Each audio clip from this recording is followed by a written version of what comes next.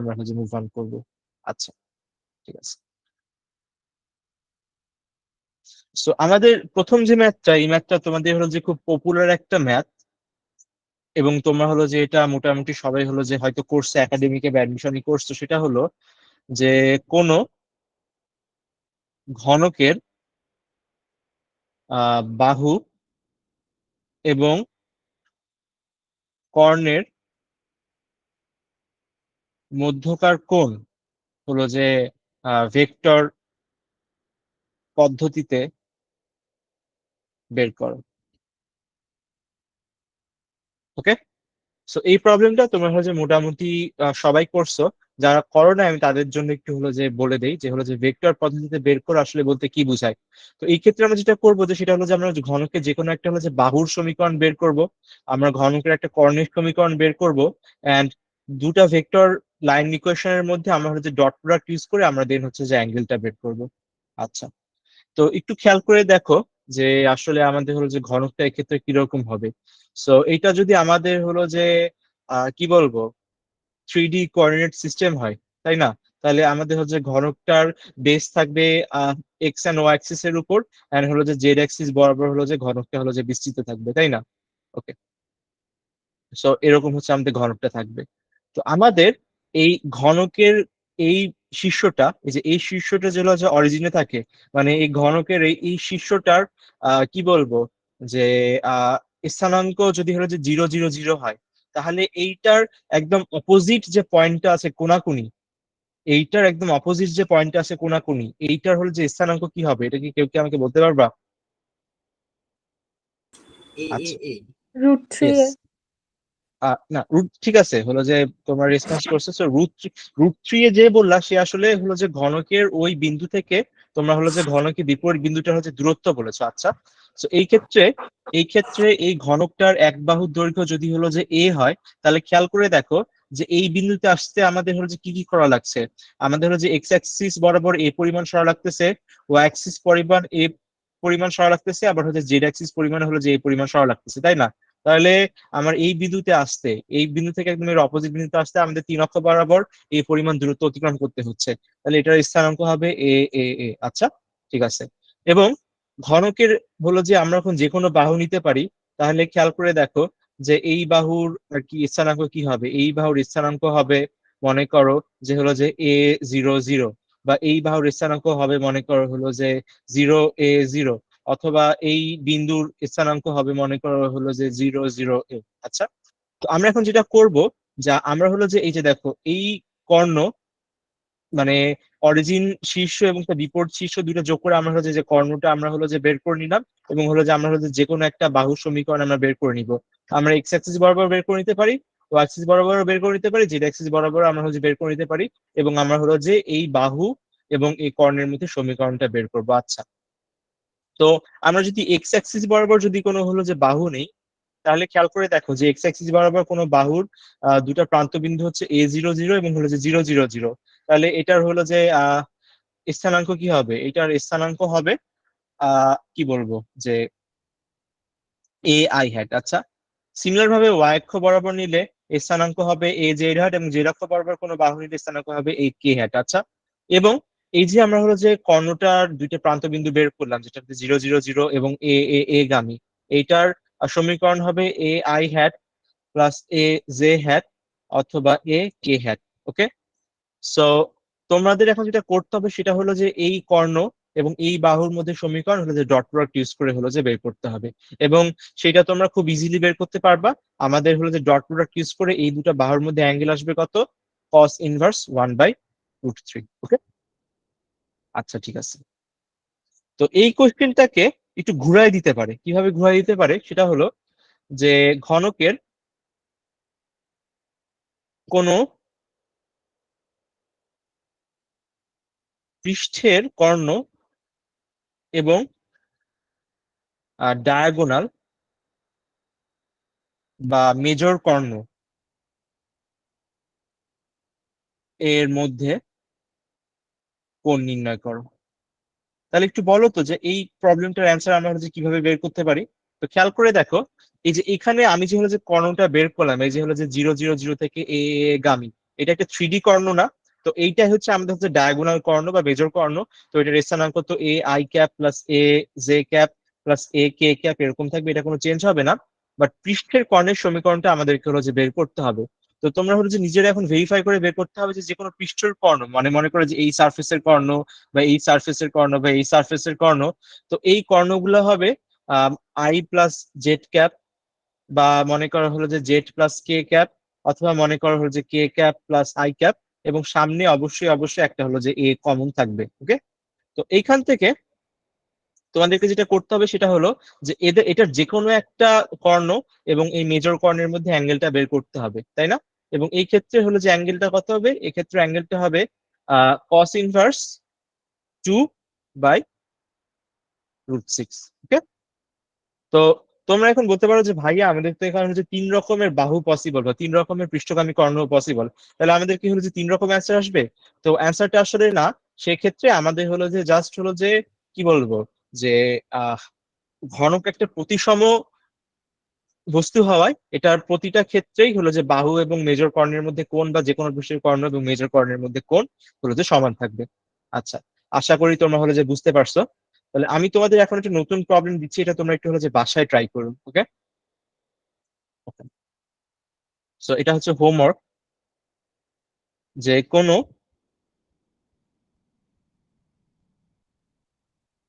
আয়তকার ঘনবস্তুর মাত্রা, না মাত্রা না দিই, আহ 3টি পৃষ্ঠের ক্ষেত্রফল 12 মিটার স্কোয়ার, 15 মিটার স্কোয়ার এবং 20 মিটার স্কোয়ার হলে এর ক্ষুদ্রতম বাহু ও মেজর কর্ণ মধ্যে কোণ নির্ণয় করো।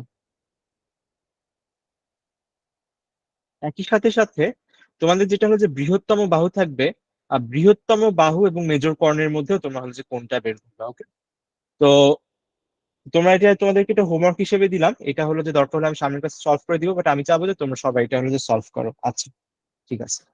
তো এই কনসেপ্টটা হচ্ছে আহ মোরালেস ইম্পর্টেন্ট, এখান থেকে হলো যে এমসিকিউ আসে, আবার হচ্ছে রিটেন প্রবলেমও হয়ে থাকে। আচ্ছা, তো এখন আমরা যেটা দেখবো সেটা হচ্ছে কৌণিক ব্যবধান। Okay, কৌণিক ব্যবধান। তো মনে করো যে আমাদের কাছে কোনো একটা ভেক্টর আছে x i hat plus y z hat plus z k hat.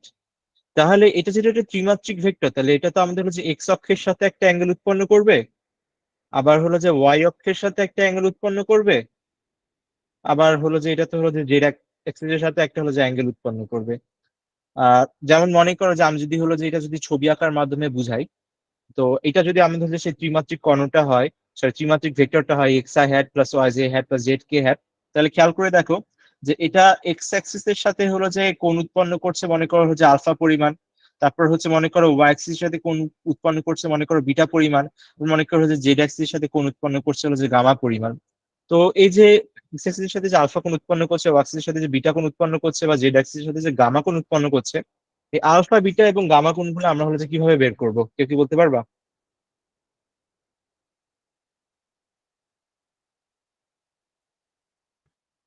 আরেকবার একটু বললে ভালো হতো, মানে একটু আটকে আটকে শোনা যাচ্ছিল তো। আচ্ছা, ঠিক আছে। আমার আমার কথা কি অন্যরা ক্লিয়ারলি শুনতে পেয়েছো না আটকাচ্ছে আমার কথা? তাহলে আমি আবার রিপিট করবো আবার পুরোটা। না ভাইয়া, শোনা যাচ্ছিল। ঠিক আছে, আমারই একটু নেট সমস্যা ছিল। ঠিক আছে। আচ্ছা, আমি আবার রিপিট করি যে এটা তো একটা হলো যে 3D ভেক্টর, তাই না? ওকে, তো এই 3D ভেক্টরটা এক্স অ্যাক্সিস এর সাথে আলফা কোণ উৎপন্ন করছে, ও অ্যাক্সিস এর সাথে বিটা কোণ উৎপন্ন করতে পারে, জেড অ্যাক্সিস এর সাথে গামা কোণ উৎপন্ন করতে পারে। তো এই আলফা বিটা এবং গামার ভ্যালু গুলো আমরা হচ্ছে কিভাবে বের করবো? আচ্ছা, তো আমি কি আমি, একটু বলতে পারি? হ্যাঁ বলো। আমার মনে হচ্ছে এভাবে করলে হয়, যেহেতু এটা একটা ভেক্টর আর হ্যাঁ, আমরা আহ, মানে অ্যাঙ্গেল নির্ণয় করতে তো সাধারণত ডট প্রোডাক্টেরই সাহায্য নেই, তাহলে এক্স অক্ষ হ্যাঁ, বরাবর আমরা এক্স অক্ষ বরাবর একটা ভেক্টর চিন্তা শুধুমাত্র করে আই নিব। ক্যাপ ধরে নিই, মানে শুধু ইয়েস, আই ক্যাপ ধরে নিই। আই ক্যাপ হ্যাঁ, ধরে নিয়ে ওটার সাথে এটা ডট প্রোডাক্ট করে অ্যাঙ্গেল বের করতে পারি। Yes, exactly exactly. তো এক্স অ্যাক্সিস এবং আই ক্যাপ, এক্স অ্যাক্সিস বরাবর কোন একটা ভেক্টর হচ্ছে আই ক্যাপ। আচ্ছা, তো এখন যদি হলো যে আই ক্যাপ এবং আমাদের 3D ভেক্টরের মাঝে অ্যাঙ্গেল যদি হলো যে আহ আলফা হয়, তাহলে আমরা কি লিখতে পারি? এখান থেকে লেখা যায় যে cos alpha equals to i dot x i cap plus y z cap plus z k cap, এটা ডট করলে হবে এক্স। আচ্ছা, আর নিচে হলো যে সবগুলোর ভ্যালু থাকবে। ওকে, তো আই ক্যাপের ভ্যালু তো 1, আর এই 3D ভেক্টরটার ভ্যালু হচ্ছে x square plus y square plus z square, তাই না? তাহলে এখান থেকে আমাদের যে আলফার ভ্যালু আসছে cos inverse x by root over x square plus y square plus z square. Okay, আচ্ছা, তাহলে আমাদের হলো যে এক্স এর সাথে উৎপন্ন কোণ হচ্ছে alpha equals to cos inverse x বরাবর উপাংশ বাই হচ্ছে আমাদের আর কি এই ভেক্টরটার ভ্যালু। সিমিলার ভাবে ওয়াই অক্ষের সাথে হলো যে কোণ কত হবে, অক্ষের সাথে কোণ হবে কস ইনভার্স ওয়াই অক্ষ বরাবর উপাংশ y by x square plus y square plus z square. আচ্ছা, এবং জেড অক্ষ বরাবর আমাদের হলো যে কোণ কত হবে, সরি জেড অক্ষের সাথে আমাদের কোণ কত হবে, জেড অক্ষের সাথে কোণ হবে gamma equals to cos inverse z by x square plus y square plus z square. তো এই যে এই তিনটা ভ্যালু আলফা বিটা গামা, এই তিনটা ভ্যালুকে আমরা বলতেছি কোন ভেক্টরের কৌণিক ব্যবধান। এবং যদি তোমাদের হলো যে এমসিকিউ বের করতে বলে বা রিটেনে যদি আসে, তাহলে হলো যে কৌণিক ব্যবধান এর এভাবে বের করে দিতে পারে। তো এই কৌণিক ব্যবধান তিনটার হলো যে একটা প্রপার্টিজ আছে, সেটা হলো যে কোনো 3D ভেক্টরের তিনটা কৌণিক ব্যবধান যদি আলফা বিটা গামা হয়, তাহলে cos a square alpha plus cos a square beta plus cos a square gamma equals to always 1 হবে। ওকে, এটা এটা খুব ইম্পর্টেন্ট একটা প্রপার্টি, আশা করি তোমরা এটা মনে রাখবা। তো এখন তাহলে আমি তোমাদের একটা কোশ্চেন লিখতে দেই, তোমরা একটা কোশ্চেনটা সলভ করো। সেটা হলো যে কোনো 5 একক মান বিশিষ্ট ভেক্টর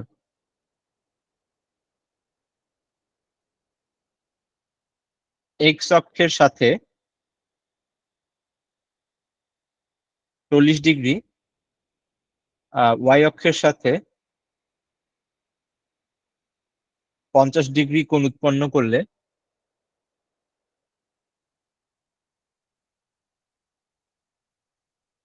ভেক্টরটি নির্ণয় করো।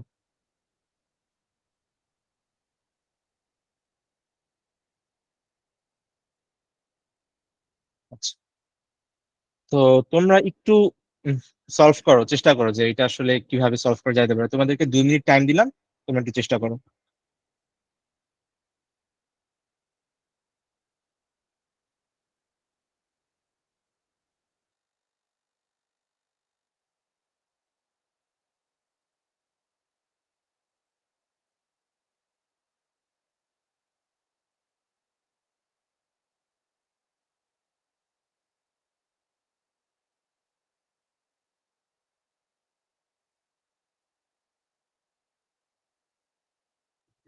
হ্যাঁ হ্যাঁ, বিক্রম ঠিক বলেছিল যে এই অ্যাঙ্গেল গুলাকে আমরা হলো ডাইরেকশন কোসাইনও বলে থাকি। তো এই যে অ্যাঙ্গেল গুলার কস ভ্যালুকে আমরা হলো যে ডাইরেকশন কোসাইন বলে, যে cos alpha cos beta cos gamma এগুলোর প্রত্যেকটা ভ্যালু হচ্ছে আমাদের ওই একটা ডাইরেকশন কোসাইন বা দিক কোসাইন।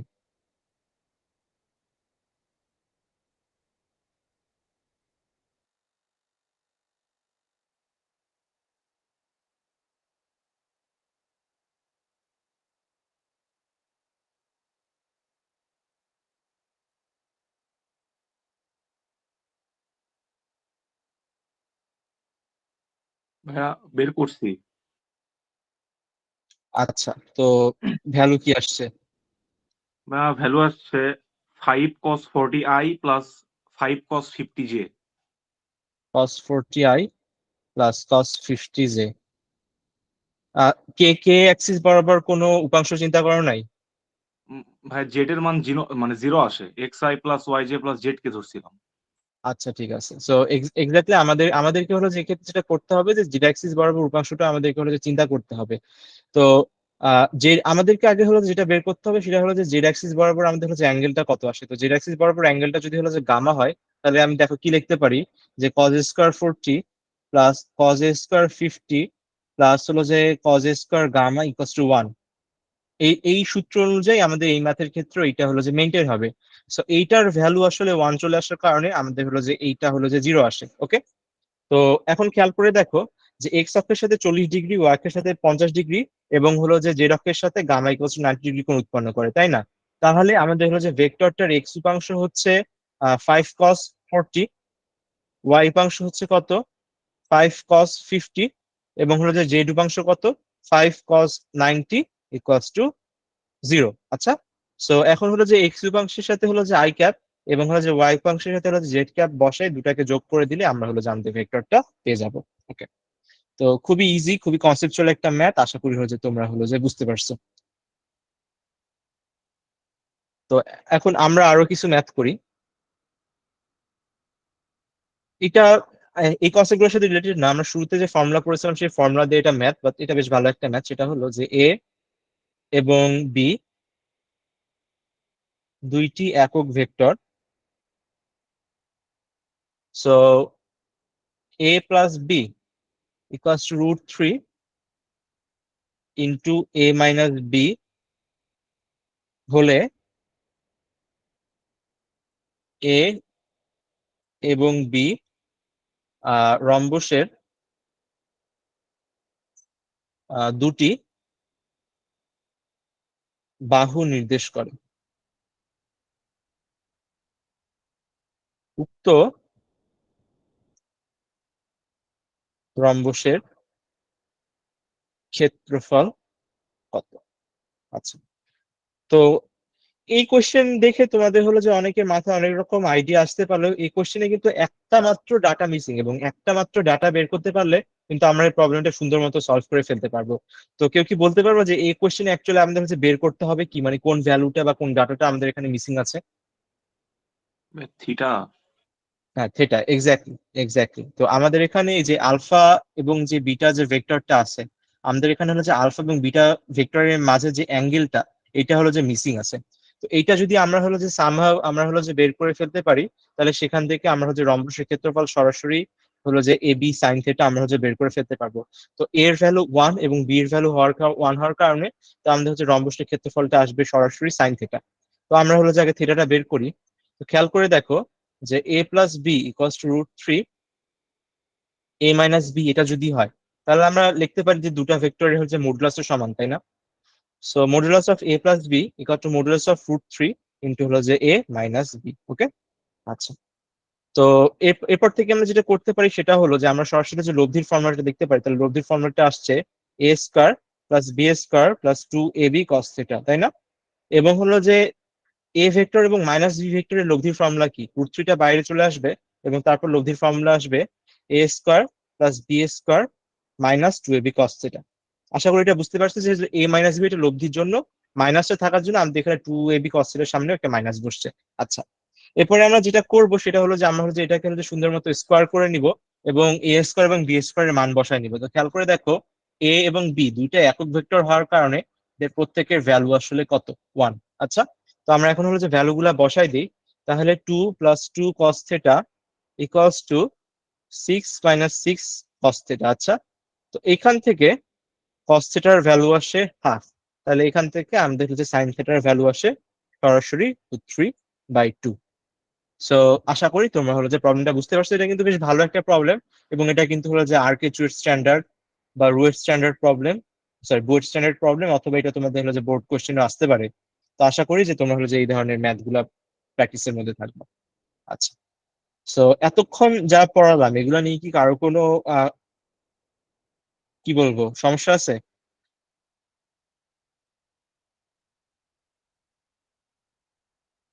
আচ্ছা, ঠিক আছে। তো ঠিক আছে, আচ্ছা। তো এখন আমরা হলো যে সামনের দিকে হলো যে কন্টিনিউ করি। তো এখন আমরা যেটা করব সেটা হলো যে আমরা হলো যে আহ বৃষ্টির ম্যাথ, ছাতার ম্যাথ, নৌকার ম্যাথ এগুলোতে আমরা ফেরত যাব, বাট আমরা হলো যে আরেকটু মানে কঠিন অ্যান্ড কনসেপচুয়াল আরেকটু হলো যে আমরা ম্যাথ করব। আচ্ছা, ঠিক আছে।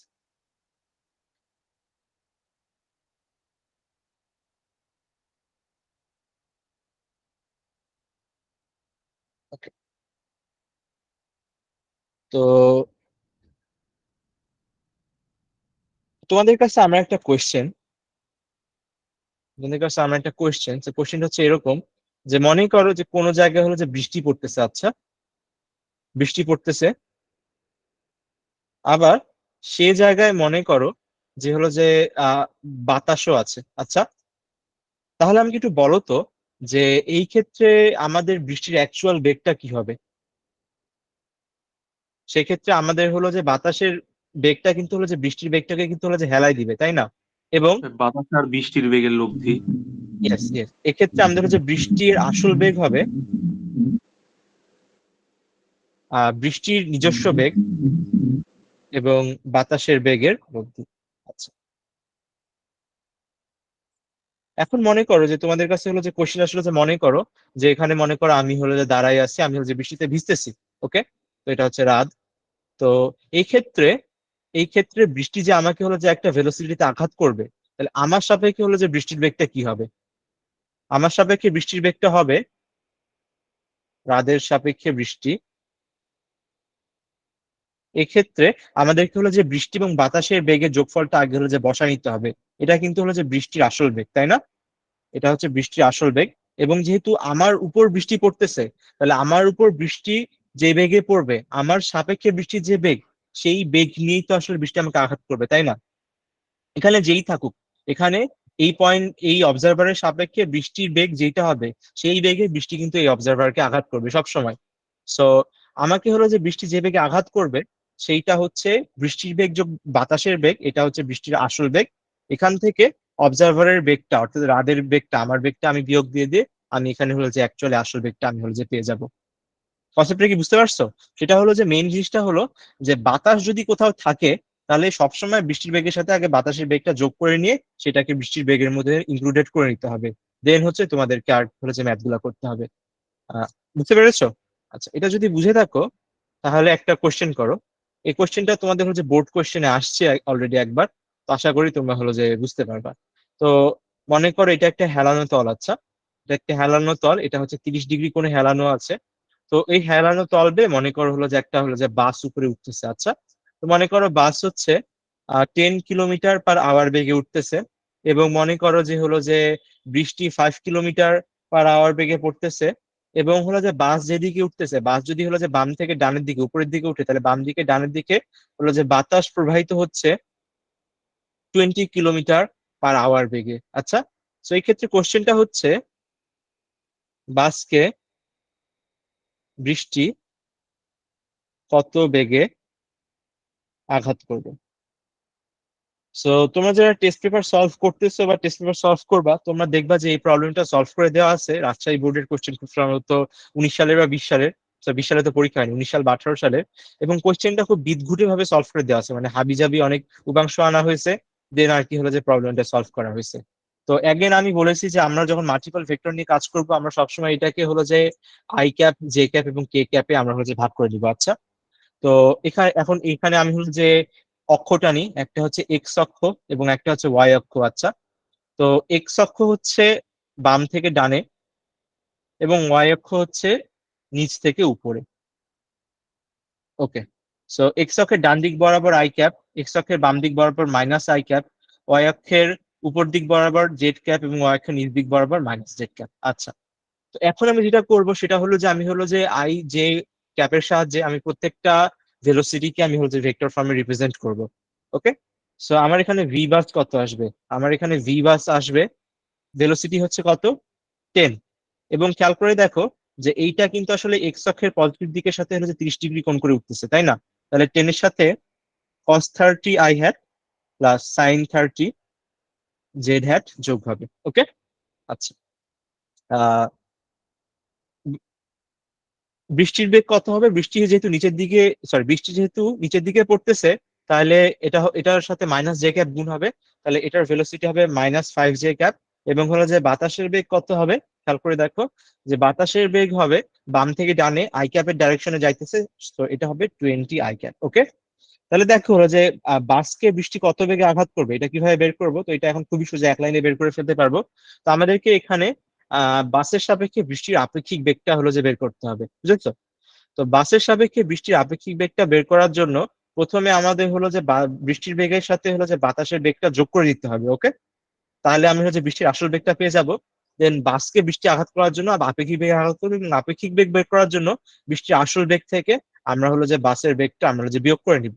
সো আমাদের অ্যান্সার আসতেছে -5j cap plus 20i cap minus 5√3i cap minus 5j cap. So আমাদের অ্যান্সার আসবে 20 minus 5√3i cap minus 10j cap. Okay, so এটা হচ্ছে আমাদের অ্যান্সার। তো এই প্রসেসটা কি সবাই বুঝতে পারছো যে আমি হলো যে কিভাবে খুব সিম্পলি এটা আমরা সলভ করলাম? মানে এই প্রসেস নিয়ে কি কারো কোনো সমস্যা আছে? আচ্ছা, তো এই প্রসেস নিয়ে যদি কারো কোনো সমস্যা না থাকে তাহলে আমি এখন তোমাদের একটা ম্যাথ দিব, বেশ কি বলবো, কনসেপচুয়াল একটা ম্যাথ। এটা সলভ করলে তোমরা বুঝতে পারো যে তোমার ভেক্টরের যে কোনো ম্যাথই আসুক তোমরা হলো যে পারবা। আচ্ছা, তো মনে করো যে কোনো নদীর প্রস্থ 2 কিলোমিটার। ওকে, তো নদীর পাড়ের সাথে 5 ডিগ্রি কোণে 20 কিলোমিটার পার আওয়ার বেগে স্রোত বইছে। আচ্ছা, নদীর, আচ্ছা এটা একটু ইয়া করি, উপরে লিখি। নদীর স্রোতের সাথে 120 ডিগ্রি কোণে মাঝি 10 কিলোমিটার পার আওয়ার বেগে রওনা হলো। এ সময় 30 কিলোমিটার পার আওয়ার বেগে বৃষ্টি পড়া শুরু হলো। আচ্ছা, যদি পাড়ের সাথে লম্বভাবে 10 কিলোমিটার পার আওয়ার বেগে বাতাস বয়, এবং কোন দিকে বাতাস বয় একটু, এক্ষেত্রে আমাকে একটা জিনিস বলো তো, যে বাতাস যদি বইতে হয় এক্ষেত্রে মাঝি তো পাল তুলে রওনা হয়েছে তাই না? তো এক্ষেত্রে মাঝির গতির দিকে বাতাস বইবে নাকি মাঝির গতির বিপরীত দিকে বাতাস বইবে? অবশ্যই মাঝির গতির দিকে, কারণ পাল যেদিকে আছে সেদিকে বাতাস বইবে। তো এটা এটা হলো যে তোমাদের বুঝে নেওয়া উচিত ছিল, বাট আমি তো লিখে দিলাম যে হলো যে মাঝির গতির দিকে বাতাস বইছে। ওকে, বৃষ্টির হাত থেকে রক্ষা পেতে